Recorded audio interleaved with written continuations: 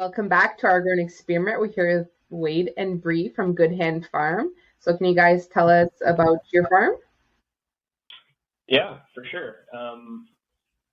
So first of all, I just want to say thanks for having us on. It's really cool that you're doing this in Sudbury and you kind of like creating this cool community. And yeah, just thanks for having us on. It's really cool. Should I start or? Yeah, totally fine. All right, so I'm Wade. I grew up here in Sudbury, and I grew up on a cattle farm in Chelmsford. And as a child, I can't say I was into farming. It was not something I wanted to do.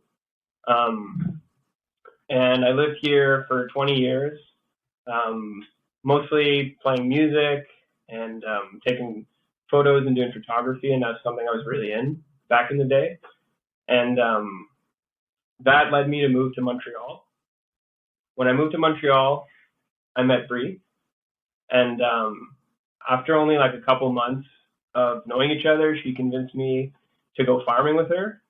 And I was like, all right, let's do it. So we packed our bags from the city and we moved to Mount Forest, Ontario. And we worked at Aldergrove Farm. Big shout out to Fraser and Glennis at Aldergrove because they kind of taught us what we know and kind of got us onto this train of wanting to be farmers. So yeah, big shout out to them. Our dog just opened the refrigerator. Oh, sorry about that. No problem. He's hungry. Where was I? Sorry about that. How we got into farming. Yeah. And farming all the road stuff. So we farmed there for a whole season, and we really fell in love with it. I think that's kind of the point where we decided this is kind of something we want to do together and kind of create a lifestyle around it. So after that, we moved back to the city. I personally worked in a massive hydroponic greenhouse in Montreal. It was on top of a mall, and it was a pretty crazy experience, like going throughout the winter in like a 30-degree greenhouse. We grew peppers, a lot of microgreens and herbs. And after doing that for about a year, we decided we wanted to change. And this time I convinced Bree to move to Sudbury. So we moved here about 6 months ago. We bought the half-acre property we own. And yeah, now we're starting our very first season here, and we're very excited. Mm-hmm. Cool. And so you mentioned that you guys met in Montreal. Bree, is that where you're from, or were you going to school there? Or? Yeah, I'm originally from Whitby, which is in southern Ontario, but I was living in Montreal. I lived there for about 7 years doing school, doing my undergrad and my master's degree, and I was studying environment. So that's kind of the link between the farming and the academic world, and that's what drove me to be interested in farming, and mostly farming regeneratively or sustainably. Yeah, so I went to school there, and I'm working for a nonprofit doing research in organic agriculture. But yeah, our dream is to farm full time one day. We're starting small though, and just getting into it. Yeah. Well, that's really cool. So that's interesting too, where you kind of had the school component, and then you dove right into the actual practicum, I guess, or the putting it into practice. Mhm. Yeah, exactly. It was from a very ideological place that I became interested in this kind of farming. Yeah. I think that's like definitely how most people we've talked to, that they have this sort of the similar thing. They get into it like kind of starry-eyed in a way. So getting into it like that, and then spending some time on Elder, what was it called? Aldergrove. Eldergrove? Yeah. Okay, so then spending some time on there, and then doing the hydroponics. What did you learn, and sort of how did that change how maybe you started out thinking?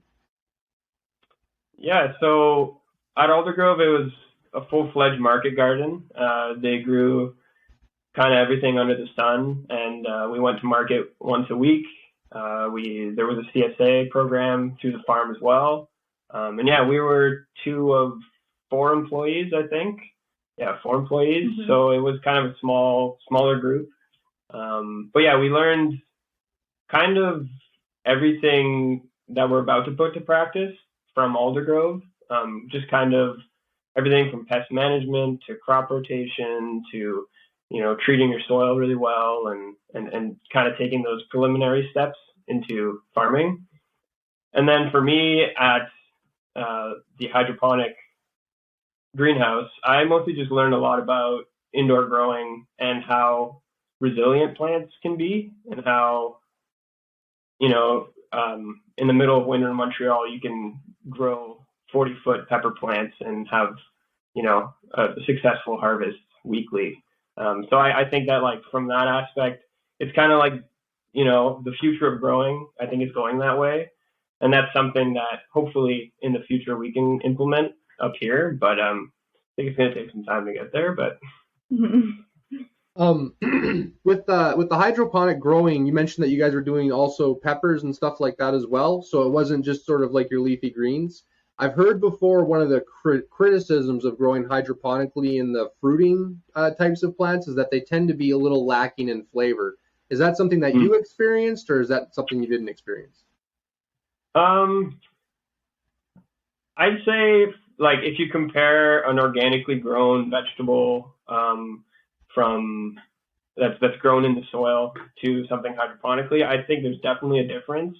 The company I worked for was like a massive producer for the city, so they were concerned more about pumping out as much fruit as they can when it comes to peppers and feeding as many mouths as they can, which I was very glad to be a part of. But yeah, I think for us, we're definitely more focused on growing here in our soil and really focusing on getting a healthy soil base and going from there.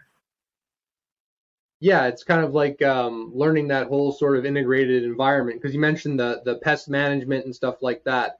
So in this first season that you guys got started here, what have you kind of sort of broke ground on, or not broke ground on, or how have you started? Well, I mean, we're just starting with our seedlings at the moment. We've sourced from organic seed companies from across Canada and maybe in the States, one or two of them, but trying to keep with the organic seeding. And we kind of retrofitted our small spare bedroom into a like little nursery, because we moved in here in the fall. We didn't have any time to put up like a greenhouse or any kind of outdoor setup for our nursery. So that's where we're starting from. We put some cardboard over some of our grass back in the fall to kind of try to kill the grass before we do our broad fork, loosening of the soil. And just pick out where our plots are going to be. And we invested in a small greenhouse that we will be putting up in the next 2 weeks, hopefully, if the snow doesn't come back. We're just kind of experimenting for this first year and just playing around with, like, we have so many different seed varieties, mostly focusing on tomatoes and flowers, but we have all different kinds of vegetables that we're going to try out. Yeah, and also to add to that, sorry. No, I was just going to say, I'm sure it's going to be very different because you've worked in farms and everything, but now starting yourselves. With all the knowledge you have, that'll help a lot, but I'm sure it'll just be a whole different world when you're actually there doing it, right? Yeah. Definitely. Yeah, and also, like, we haven't grown here. We haven't grown in the north. We grew in southern Ontario, and I have grown in a greenhouse. So there's going to be a lot of challenges, and just learning to grow here is going to be, I think, the biggest one that we're going to have to face. But yeah, we're excited to have our first season, and yeah, there's just a lot of work to do, but we're definitely ready for it. Yeah, and that's the thing too, right? You got to start. You got to kind of get involved and get going with it, right? And like when you said too, when you're first doing your planning and stuff, like you mentioned there, like you have tons of different varieties right now, right? And you kind of got to start out like that, as I would think, because you got to find out what's going to grow well, what's going to do well here, what's going to do well for you guys, and then say if you guys are going to market and stuff, what does well at market, right? Mm-hmm. Yeah, and that's the plan. It's really kind of like taking this year and just kind of doing it on a very small scale, and trying to sell any extra produce we have, just online, or having like some type of farm stand on our property. But I don't think we're planning on going to market this year or anything like that, or, you know, having an abundance of food. We just really want to learn and get that hands-on experience growing up here, and then move forward and keep expanding as the years go on. Yeah, I mean, yeah, that's exactly what you got to kind of do. Like, I know for us too, like this would be our fourth season kind of growing, and I feel like we've learned so much, especially in like the last 2 years. And then last year was our first season growing in a greenhouse, and that for us was so crazy because like the amount of like temperature disparity or how quickly it can heat up in a greenhouse too is like, and then you're thinking like you're worried about too much heat, which was something I never really thought about being worried about, but you know, in the summertime, you know, your greenhouse like ours would get up to 40 if we don't have the fan and the vent open, right? So like learning all that kind of stuff and what will do well in our greenhouse too.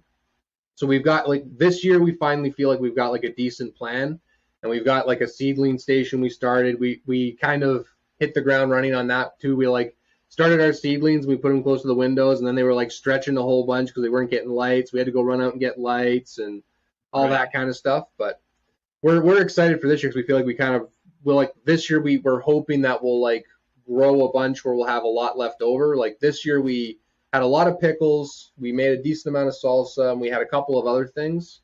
But this year we're hoping to have like potatoes and a bunch of other stuff. We built a cellar and all that too for storing it all. So yeah. Nice.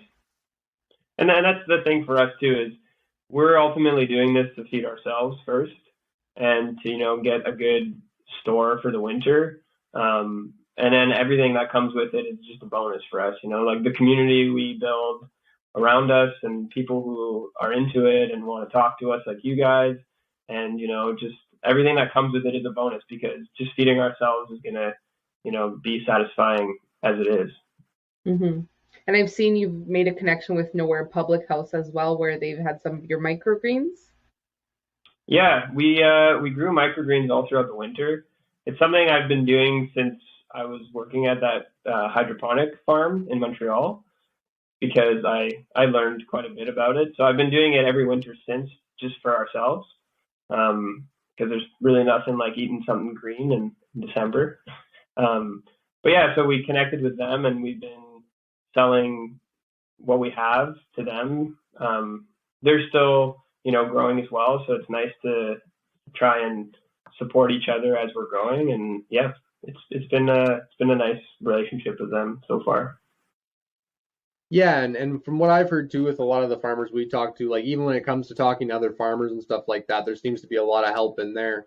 Have you guys had any luck in finding like someone near you who you could kind of maybe talk to, or sort of work out a sort of pseudo mentorship kind of program for the area? Or because I know you guys have growing experience, but like, you know, it's kind of nice having that someone who has that little extra curve for the climate, let's say. Yeah, we connected with Peg and Eric at Three Forks.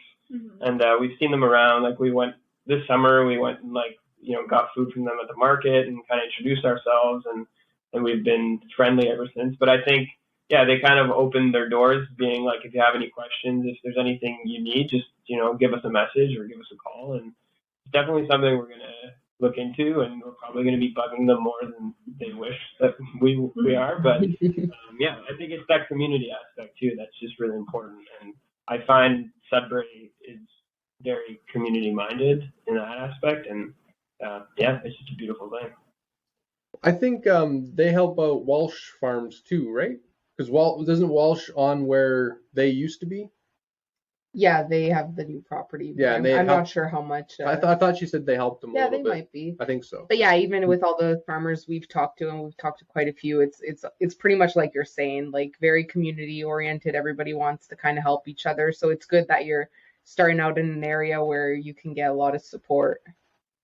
Yeah, yeah, we definitely feel lucky having that. And it's also like we moved from Montreal, and like the outpour of like community support here is insane when you lived in a city for 5 years, because, you know, you walk down the street in Montreal and no one ever says hi to you or anything. But, you know, being here, it's, you walk in to anywhere and, you know, you usually know some people and you can just introduce yourself, and it's really easy to make a connection that way. And yeah, it just feels really homey and something we really enjoy. And you said that you grew up on a cattle farm? Yeah, I grew up in Chelmsford. My grandfather raised cattle. And yeah, I lived there until I was 10, I believe, 10 or 12. Um, but yeah, it was a great upbringing, and my grandmother had like a massive garden, and like every grandmother does. Um, but yeah, it was a good experience. But I think that there's something about like growing up on a farm. There's kind of this like resistance to like be a farmer when you're like growing up, and when you're in high school. It's like, oh, I just want to be like, I want to do sports or art and stuff. I don't necessarily want to just like work with my hands and be a farmer. But I think it definitely just came back and swooped me up because I don't know, I was really attracted to it once I was older, and we went and worked on that farm. Yeah, like I never grew up on a farm per se, but I grew up in like a small town, and I never had any interest in like really growing food and stuff. My parents had a garden when I was growing up, and I can remember like liking picking carrots out of the garden and rinsing them with the hose and eating them out of the garden, or like grabbing peas off there or whatever else, and the fresh corn was great. But then like I don't know, like probably you get to be a teenager and stuff like that, you don't care about that anymore. And then I guess as we started like Sophia and I, after we got married and started our family and stuff, we started kind of thinking like how do we get our food, where does it come from, like how healthy is our food, how much could we do to produce our own food and that kind of thing. And we kind of stumbled down that path too. So it sounds like there was you almost get kind of called to it in a way, sort of thing.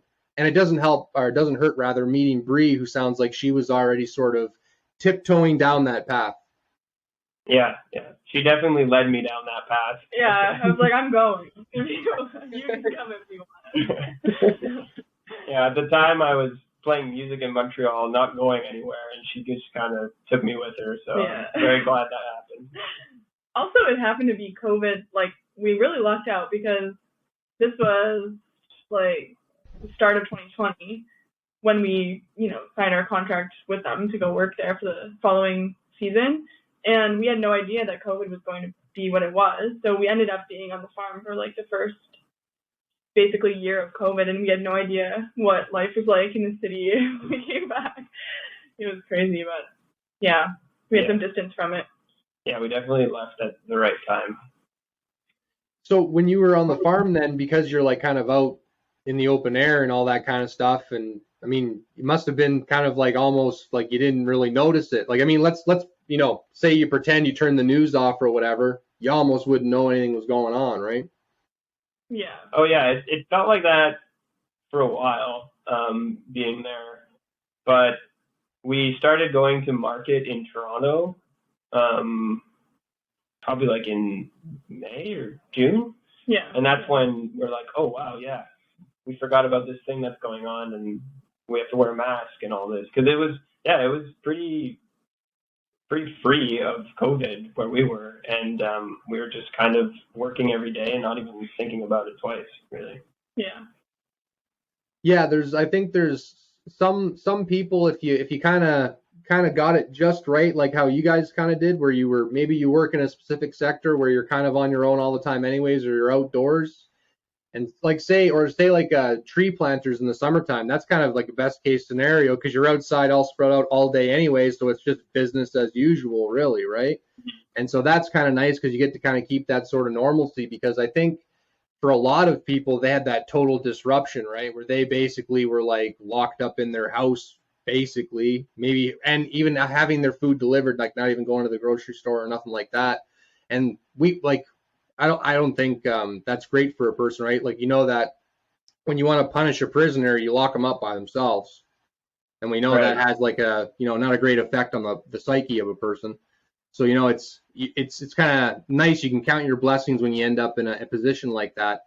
And it also kind of like, in a way too, is kind of like one of the benefits of having that sort of lifestyle to begin with is like, if you're living on the farm and you're growing your own food, you always kind of have a sort of insulation from any of the chaos that kind of comes to, say, the society at whole or at large.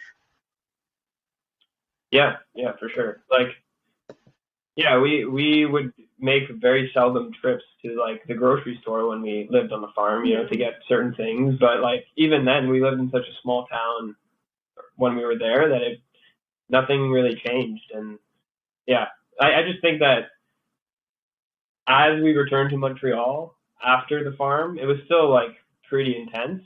COVID was, especially in Quebec, and we were definitely, yeah, it definitely took a toll on the. Well, yeah, there were lockdowns, like where you'd have to limit your bubble. I don't know if you had that in Ontario, but you could only see what, like 2 people.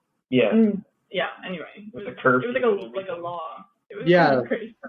Well, and then I'm not exactly sure how they worked that out too with the explicitness of how much it was a law or like a statute or whatever kind of thing, which is besides the point. The point being that there was some pretty strenuous measures taken where, like you're saying, and from what I understand, yeah, in Montreal they were, especially with the curfews and that type of thing too. So, and we didn't have the curfews here. At one point they talked about an idea of like basically they wanted you to have like permission to go to and for work. Like if you basically, it was like if you're outside of your house and you don't have a reason to be, you don't have permission to be, basically. And so like my where I was working, they sent us home with like these slips of paper that basically gave us permission from our boss to go to work. And it was like a crazy thing to me because like I was like, I guess these are my actual papers for when I get pulled over for the authorities to tell them exactly what I'm doing.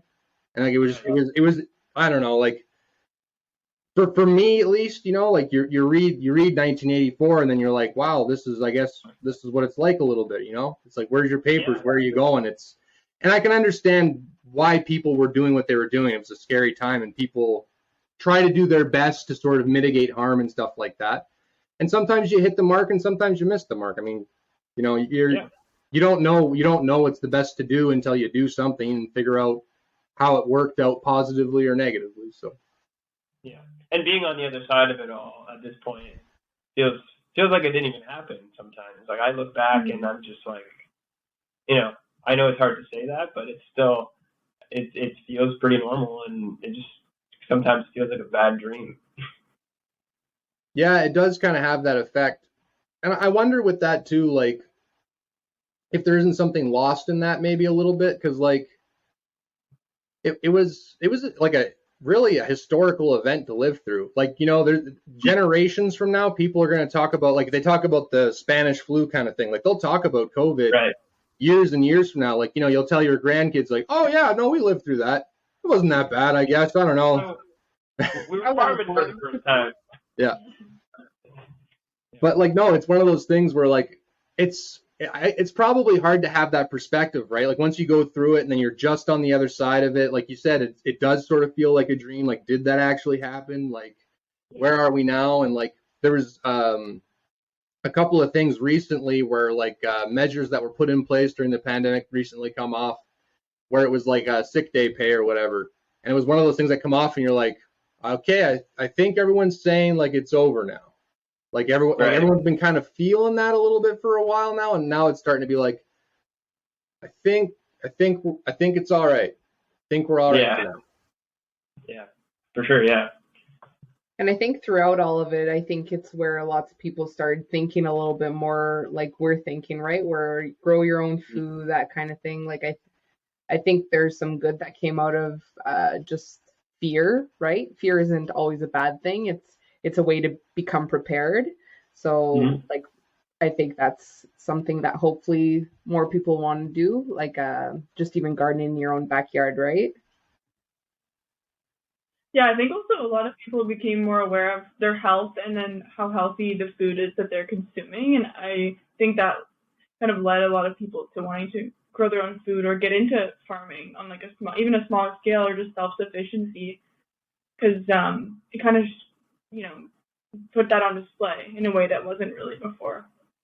Well, yeah, exactly. Because like, you know, the best case scenario through a pandemic or otherwise, like just general case scenarios, you want to be as fit as possible or as healthy as possible, right? And so you want to eat as healthy food as possible.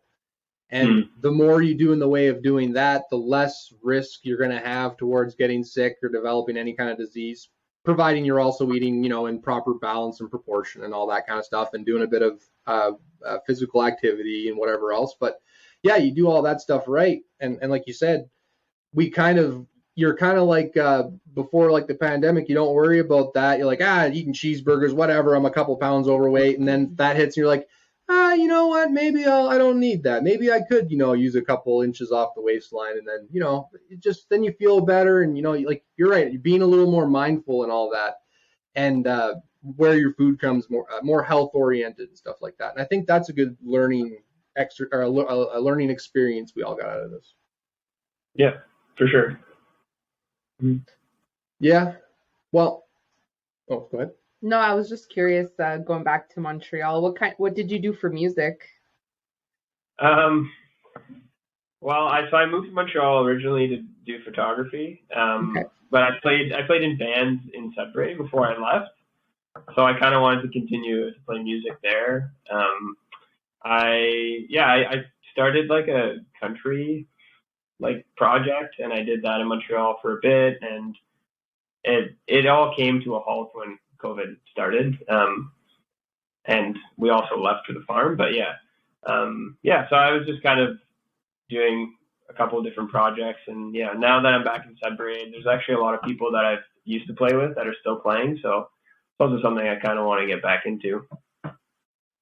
Yeah, that's cool. Like, I've always kind of like had an appreciation for that. Like, I like especially too, like, we went to Montreal one time, and there was a bar we went to called Le Dieu Pierrot. Le Deux Pierrot, and it was like a bar where they had like live music. It was all kind of built around the stage in a way, and it was super cool to be like sitting down. I mean, the music's way too loud, but it's still like cool to be in there in that environment. Like, it just feels like a real kind of party environment.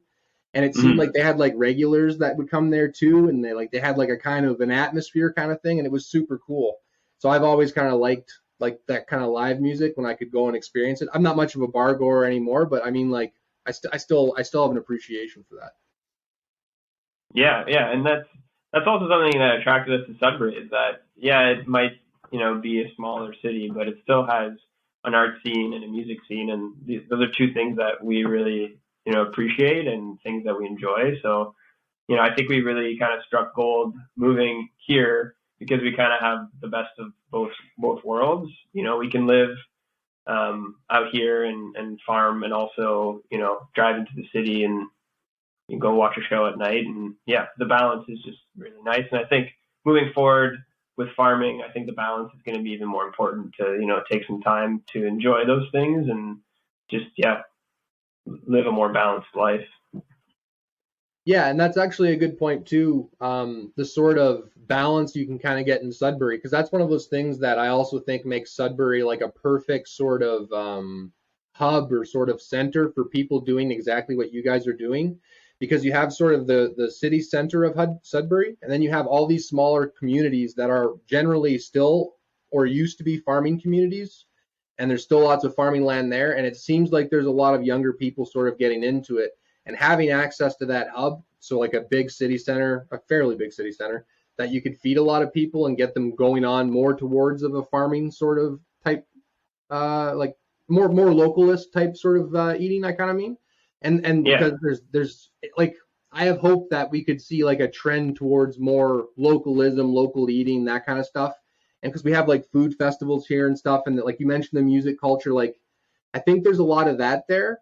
And I'm hopeful if there's more people who are younger who want to move out of bigger cities and get into the more sort of rural, but they don't want to jump into like the middle of nowhere. This could be like a kind of a cool like mixing spot, right? Where you get the cool kind of like urban hip music scene mixed in with the kind of cool food that's locally grown and stuff like that. Or if I dream big for Sudbury, that's what I kind of dream big. Well, even just thinking of Nowhere Public House, they curate that a little bit, right? So having more places like that, that would be great. Yeah, you really see that in places like Guelph. I feel like with, maybe some time, there could be the development of that here. Yeah, and I think that like the beauty of it is Sudbury's big enough population-wise to like support something like that. Like I'm a big proponent of, I want to see the downtown grow, and I want to see businesses like we're talking about open to support farmers and makers and growers and people who like to produce goods. I think that like Sudbury needs more of that, and I really hope with time that's where it's headed, because I think it'll just continue to support people who live on the outskirts but are still connected to the city. Right. And then the other thing that I like about it that we've talked about a lot on here is I like the idea of circulating money in a local economy, because it's like everyone kind of gets to touch the same dollar almost. Because and eventually it is going to leave, because you're going to have to go buy something from some big some big chain store or whatever, right? That's just how it's going to be. But if I can like go and give my money to you guys, say, and buy some produce off of you, and then you go take that money and you buy feed off of somebody who's still in town, and then they take that money and they give it to someone to buy a cow, or maybe at that point it goes out. That's still pretty good. Whereas in other situations, you have someone who gets their paycheck, they go to the grocery store, and that dollar just went from their pocket to out. It's gone now. It's gone to some other big city center. And I kind of believe that, like, with the way you invest in communities is by doing that, right? Because when you're putting money in the community and spending money in the community, I figure, to me, that's where you're going to see more likelihood of having higher paying jobs, or at least jobs that are sort of better for a person who wants to have a family, wants to grow a family. And then when you have a place where you have young people who want to grow families, that's when your communities really want to go, right? Because now you have a new young generation who's got new ideas, they got some energy, hopefully they got a good foundation that you kind of built with this new city kind of thing. And like it's cool, like I don't know, I kind of like being hopeful about it, because we're kind of like maybe on the ground floor of this in a way, right? Yeah, for sure. And like we're really lucky, like we live in Whitefish, so we're 25 minutes from downtown, and like that was a big reason why we moved to Whitefish specifically, or we wanted to just be within half an hour of the city, because there's a lot of parts of the city we enjoy, and we lived in Montreal before, so it's nice to get a little taste of art and culture every once in a while. So the land that you guys are on, you said it was a half acre? Yeah, so we purchased the half acre in November, and this season we're growing on about a quarter. We also have friends who live close by where we're growing with as well. They offered to grow together and to use some of their land as well. So this season we're going to grow a lot of stuff here. We're also going to kind of grow some bulk crops, some like onions, carrots, beets on their property, some stuff that's a little more low maintenance. And yeah, so we are here for now on this half acre, and I think with time and as we progress, we might have to move because of space. But I think for now, what we want to do here, and our goal is to experiment and learn to grow in the north. I think this is like perfect for us. But yeah, I guess time will tell. Yeah, I think also we're interested in like the principles of permaculture and learning a little bit more about getting the most out of the space that you do have, and not having to have acres and acres to grow an abundance of food and like nutrient dense food. So that's something that we kind of want to experiment and play around with. We're going to try to do some interplanting with our tomatoes and maybe some beets, which is something that Aldergrove did really successfully. So yeah, using our space wisely and learning more about permaculture or ideas related to permaculture. Yeah, no, we're the same way. We had the same idea, because we just live in a suburb here in Sudbury, and that was our exact idea. Like we have, granted, we have a decent sized lot for being in a suburb, but like part of it would you normally think be sort of unusable, but we kind of basically built gardens in a way that kind of just work with the land that we got, and kind of built them up on these rocks and stuff like that. And then we got our greenhouse and stuff like that. And the same thing like you're talking about. How much food can you grow in a small area? And then once you nail that, right, you just take that same model and you multiply it, right? And then and that's usually one of the things that I think when people first start out in their farm, they actually go too big. Usually they buy like a big lot. And it sounds like you guys kind of got the right idea, right? Where you want to nail all those principles. And then once you get those principles, right, because even on that chunk of land that you've got there, you can grow a ton of food. Because how much was it that the Burley farmers were doing? They were using an 1/8 acre. Was it an 1/8 acre? It was less than a half acre. Less than a half acre, and I think it was 8,000 pounds of produce. Yeah, like they were growing lots. Yeah, they were a really good interview. They had like lots of information, especially about growing peppers and stuff like that. And then Superior Gardener there too. She's also really good at like interplanting and stuff. She uses that square foot method. the Burley Farmers, same thing. It's the Market Gardener. It's I can't remember the name of the author, but anyways, that's this guy, the Market Gardener. He's well known, I guess, in this sort of space, and he has this idea, at least according to the Superior Gardener, where you plant basically on a square foot sort of base, and so you can plant so many of this in a square foot and so many of this, and how they kind of all fit together. And her garden looks pretty good. Like she's got it all filled in the right way, and she does a pretty good job of managing like the canopy. So like they're growing all kind of at the right time where nothing's overshadowing anything else. Like it's cool to see it done. We haven't nailed it yet at all, but we've seen them do it, so we know it can be done. Yeah, for sure. And yeah, like I personally think that like what we have here is plenty of room. Also, like we both work full-time jobs, so it's something that's going to be, stuff we're going to do after work and on weekends. So, biting off, I think we're biting off just enough right now. Probably too much. Probably too much. It's always But too I much. just think,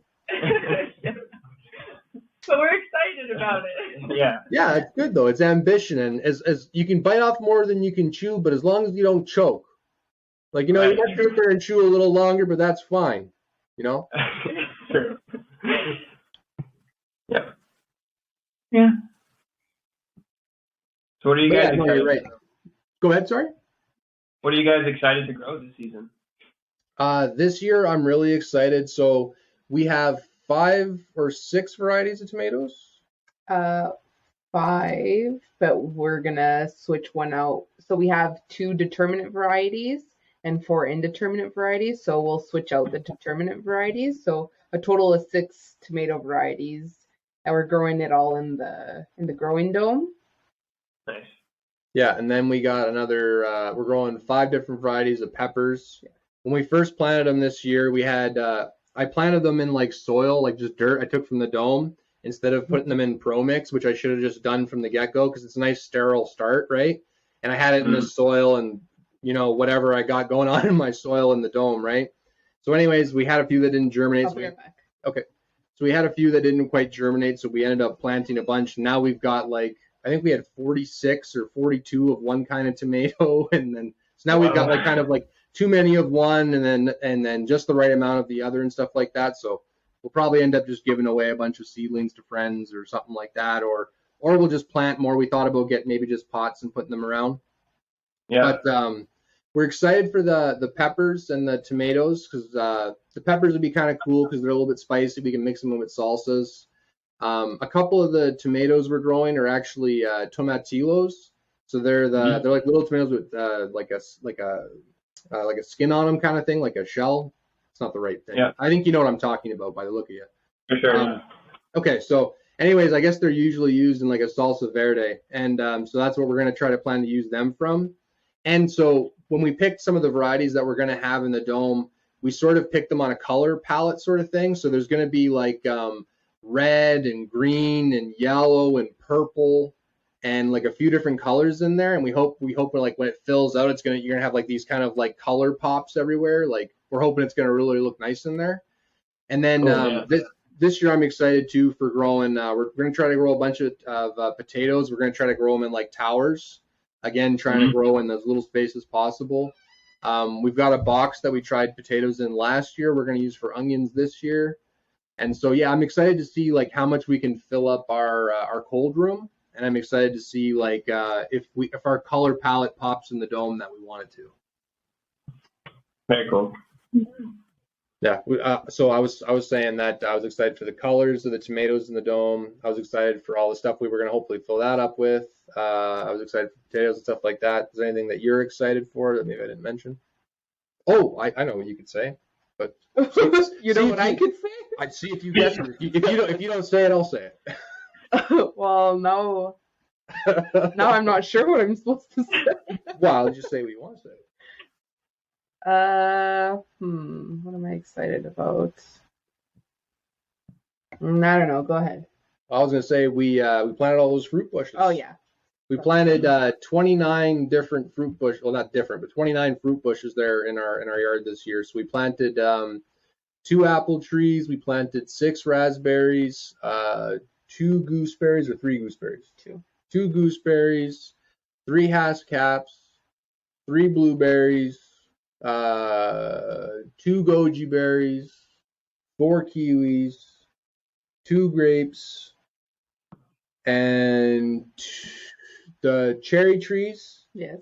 and the cherry bushes, or no, just cherry bushes. Yeah. And then And trees, yeah. and then there was a cherry Plum. cherry plum. That's what it was. Hmm. Yeah, so we're hoping to see how many of those survive the winter and all that kind of stuff. Right. And I think my dog might have trampled one of our gooseberry bushes. So we'll see how that. But I don't think she trampled anything else. So I think most of the bushes have survived. The trees look good, and the trees apparently are the harder to grow. Apparently, once they get a little bit older, their bark changes. It gets more like hardy, and then they're not as susceptible to the frost and stuff. So it's the first few years, and if we can get past that, they should be all right. And then I guess you have to worry about disease and stuff, but forgiving that, we should be all right. So I guess there's lots to be excited about. Yeah. Yeah, for sure. Do you have any experience with that kind of thing, the fruit bushes and trees, or is it more in the soil with the garden? Yeah, I have no experience. No fruit, yeah. Actually, but would love to plant some. The only thing I'd be concerned about is pests, like coming to eat the fruit. Bears. That smells amazing. Yeah, bears, potentially, or like, deer maybe. Mm. But yeah, I would love to plant those. What's the farm thing that's right around here? Beautiful field. Yeah. Is that where you got? Yeah, from Phil there, yeah. Nice. Yeah, we're kind of lucky too because we're in the suburb too where we do see bears, but usually they're kind of like backed on different areas. Like we don't have access to like any of the bush basically in the suburb. So like they'd be kind of out of place to go into our backyard. I mean, not to say that they wouldn't go back there if they thought there was a decent food source, but we got a dog in the backyard, so that's kind of a deterrent. And then as for like the other stuff, like birds and stuff, we planted probably enough where if those bushes really get going, we'll probably still get a decent amount for ourselves off there as well. Like I'm not super worried about it because we're in the city too. Like there's a lot of noise and stuff, but who knows? Maybe we'll have a backyard full of birds and stuff like that. Well, that's kind of what we want in a way, is kind of like an ecosystem, right? Where we do have pollinators coming here and doing their thing. Yeah, that's true because we're planting a bunch of flowers too. I forgot we did a flower bed too. The last couple of years we basically like added a garden bed or two or a flower bed. I spent like we've basically like just all we've been doing is building these last 3 years. This year we're growing stuff, and I think I had made a couple of projects for this summer. We'll see. Like I'm sure you guys know too, right? Like you always got like another project or another plan. You're like, oh wait, no, we could do this, or oh this was cool, we could do this, or like oh no, that was a good idea, we could build on that, or you kind of. Yeah, for sure. The list is very long, especially for the springtime coming, and like I've just been biting at the bit for the snow to be gone so that our hoop house can go up and we can start moving some seedlings into the hoop house and kind of getting some space back in our house. Yeah, no, I'm counting down the days too where we can get our seedlings out from underneath our grow lights and into the dome because they're starting to get like to the point now where they're probably going to almost outgrow the shelving we have for them. So I want to get them out there because I think in another couple of weeks it'll stay warm enough in there where I won't be worried about the frost getting at them anymore because it'll be generally warm enough outside. Because right now it'll still get down to like -1 in there. The odd time if we get a day with like no sun the day before, and that's cold enough to like freeze up your tomatoes and stuff. The kale and stuff we got in there right now doesn't mind that at all, but. Mm-hmm. Yeah, and we're hoping to get that too, where we're doing like kind of like we got a bunch of stuff planted in there now that we want to pull out by like June basically, and then that's when all our tomatoes and peppers are going to go in there, and then we're going to have a couple other things we're going to try to pull out of there. We're trying to get into that like succession sort of type farming too, where you're kind of getting in the habit of planting one thing after the other. And you guys got any plans to try that this year, or are you guys going to try to do like the interplanting and like one harvest, or? Well, I think we want to do some succession planting with certain crops, but I kind of want to get tomatoes in our hoop house, tomatoes, cucumbers, and peppers in there as early as possible. I'm just a sucker for tomatoes, and I want to grow as many as I can for as long as I can. And both like experiences that I've had with growing tomatoes, you do a technique that's called the lower and lean technique. I don't know if you're familiar with it, but you're basically keeping one tomato plant growing from when you plant it till like October, or September, October, and you're just promoting upwards growth as much as you can, which then results in more fruit because it's just continuing to set flowers here and there. And so the technique is basically you're lowering your plants and you're leaning them to one side so that the plants can continue to grow upwards. So as you bring them down, they continue to grow upwards. So you can really grow a tomato plant to like 30 feet long and just continuously pump out tomatoes as much as you can. And I think that's our plan with our hoop house, because we don't really want to grow tomatoes outside because of a lot of different reasons. But yeah, so I think our hoop house is going to be nice and filled, and we're not really going to change what's in there. But everything else that we're growing out in the ground, we definitely want to continuously alter and also just switch beds and never put the same thing in the same spot ever, and just keep switching that over. So yeah, that's the plan. Yeah. That sort of lean you were talking about there. So you must have to have the tomatoes sort of like on a rig where you can kind of move it all the time, because like it sounds like you're kind of growing it horizontally and vertically kind of at the same time, but you're letting it kind of like fall as it grows. You're like, I don't know if I'm doing a good job showing that. Yeah, there's like basically in your hoop house, you're going to set up like a wire on the top of your hoop house. And then you're going to have your tomatoes clipped in on top of that, where that wire is, down with like a trellis. And then as your tomato gets to a certain height, you're going to lower it down and you're going to like move it to the side. And you're going to do that with all your tomato plants. So they're all moving at the same time and they're all able to get more vertical growth. And with that, you can just continuously keep pushing that vertical growth and continue to get all your suckers off and prune the way you would prune. And you can continue to get fruit for a long time. Yeah, when I worked at. Go ahead. Sorry.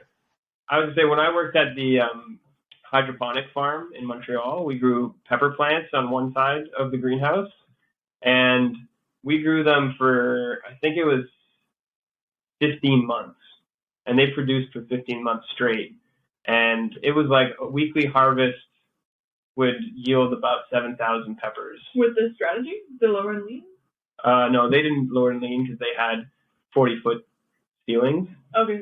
But just like, yeah, like that, and that's kind of what I learned there. Is just like plants are super resilient, and you can push them to keep producing if you have the right climate and the right nutrients for it. And that's kind of something I want to do here because of our space, because of our limitations with space. Is just keep trying to find techniques to get plants to produce for as long as possible.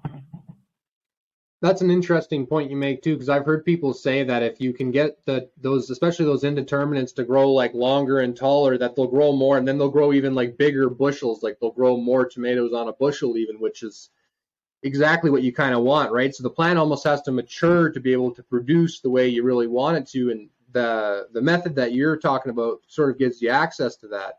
And so with the peppers, you mentioned that they had a lot of room where they could grow upwards. So were they just growing like these monster pepper plants? Like how big were the pepper plants getting? Yeah, so I think the greenhouse was 40 feet tall, and I think they almost got to the top by the end of the 15 months. And so the greenhouse I worked at had like a rail system throughout the greenhouse, and we were all on like hydraulic lifts.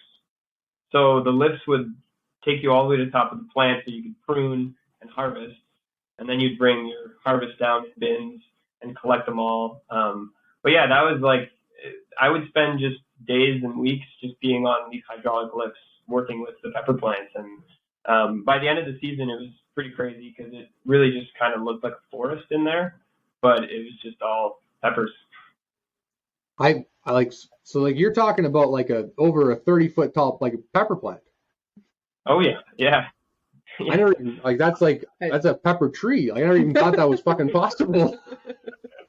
That's pretty I cool. mean, I encourage you to look it up. It's pretty crazy. Yeah, 15 months. Yeah, because like I've never had, we haven't been very good at growing our peppers so far. So I've seen a 30-centimeter tall pepper plant. I thought that was pretty cool. I thought that was pretty amazing. So 30 feet, holy hell. Yeah, that's Yeah, pretty and like cool. Go ahead. the biggest thing about it was just like we had so many workers, so like you could prune so efficiently and just so precisely to the point where the plants would like it would be one of these things where there'd be a pruning day, everybody would go out and prune. The next day the plant grew like a foot, and just because of the pruning technique that we were taught. And then after that you would just kind of repeat that every week where you would prune, harvest, and it would grow, prune, harvest. And then by the end of the season our only goal was to stress the plant out as much as we could, because then it would produce way more fruit. So for like the last 2 months of the 15 months, it was just like cranking the heat, and giving less nutrients so that I was stressing out and trying to produce and go to seed and produce more fruit. And then when you first started those pepper plants out, were you doing like lots of like topping or like low stress training to kind of like spread out the canopy on them, or how did you sort of structure them in the beginning? Yeah, so in the beginning, the goal was just to promote as much growth within the leaves, and to pinch the king fruit as it starts, and to actually pinch fruit and deter it from fruiting, and just put its energy towards the leaf system and the foliage. So we'd focus on that for like a month, and then there'd be like a period where we wouldn't have peppers to harvest, but it was kind of like, you're sacrificing the beginning for the next 12 months sort of thing. So yeah, there was like a portion of time where we wouldn't be harvesting and we would just be pruning and like hooking the trellis higher and continuing the upwards growth. So I gotta wonder then, when people are producing peppers at scale on farms, I'm presuming they're doing this probably in a more southern climate where they could do that. They must be, they are growing maybe just whole shitload fields of just like smaller pepper plants, or I wonder if they're growing like big monster pepper plants, sort of like you're saying, for that sort of abundant yield that it produces in that longer period. Because I mean, from the way that you're saying it, maybe it's because of the limited space that you're better off to take that time investment to get the increased yield. Whereas if you say are less limited in space, you could do that turnover. So there's like, a point where those sort of cross over. For sure, yeah. I'm sure there's kind of a crossover point. I think like the greenhouse I was working for, that's kind of what they were thriving for, was like, they had a lot of space, but it was still limited because it was, the greenhouse was on top of a shopping mall, so you couldn't expand.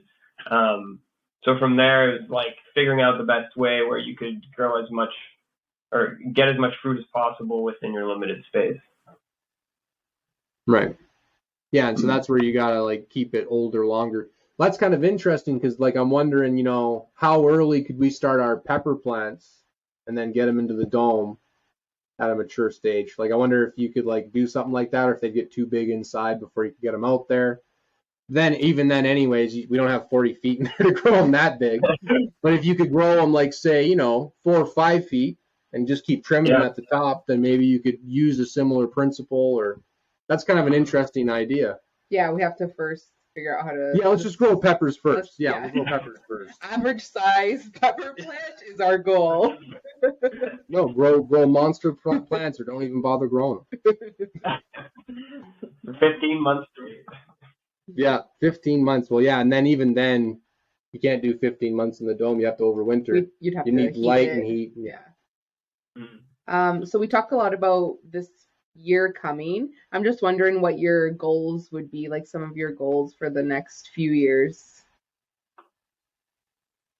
I mean, like we mentioned, I think our first goal is learning how to grow here efficiently and effectively.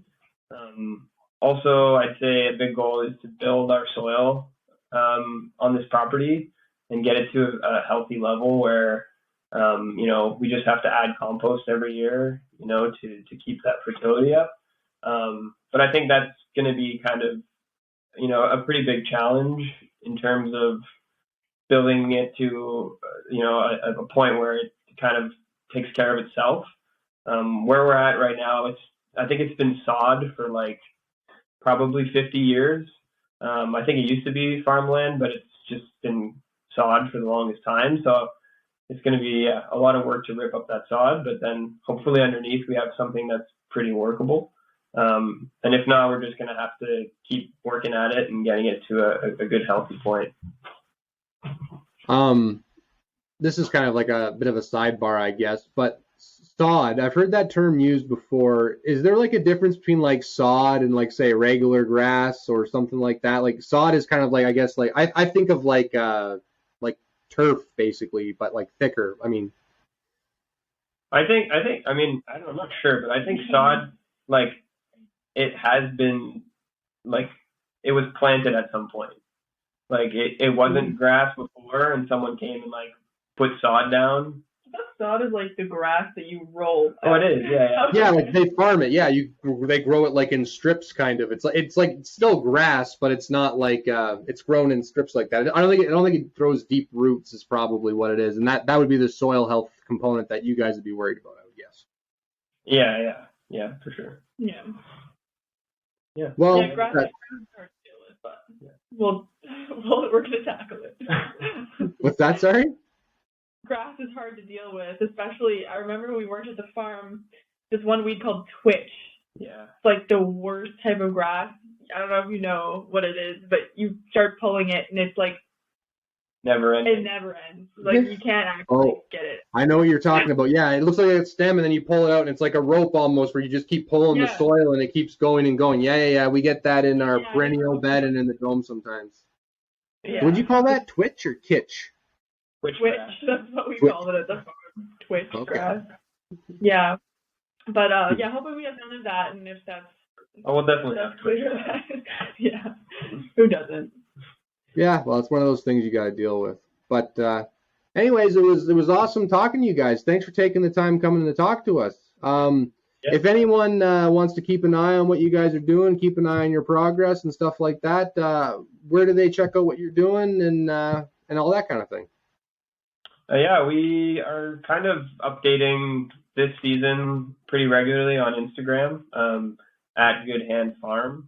And I think we also set up like a Facebook. Yeah. But yeah, we're just going to be experimenting, and we might have some extra crops or some extra produce to sell this year. So that's something that people could look out for.